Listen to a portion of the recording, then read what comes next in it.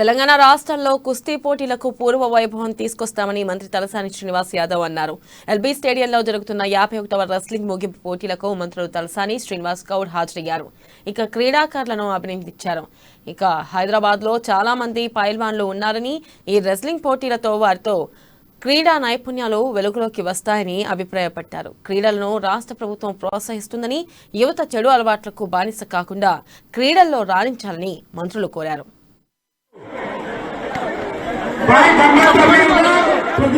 मेरे भाइयों, आज सारे हिंदुस्तान से यहाँ पर मौजूद है।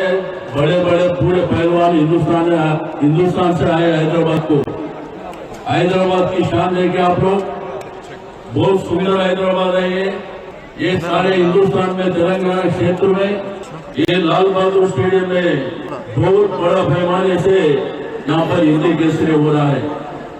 हमारे जो ऑर्गेनाइजर भाई लोग पहले से ही हैदराबाद में बहुत सारे पहलवाना है। आप लोग सब जानते हैं मेरे भाइयों। मैं हमारे श्रीनिवास गौड़ मंत्री जी से निवेदन करता हूँ, साल को 2 बार आप लोग तैयार है तो हिंदी केसरी हैदराबाद में होगा। सब मेरे भाई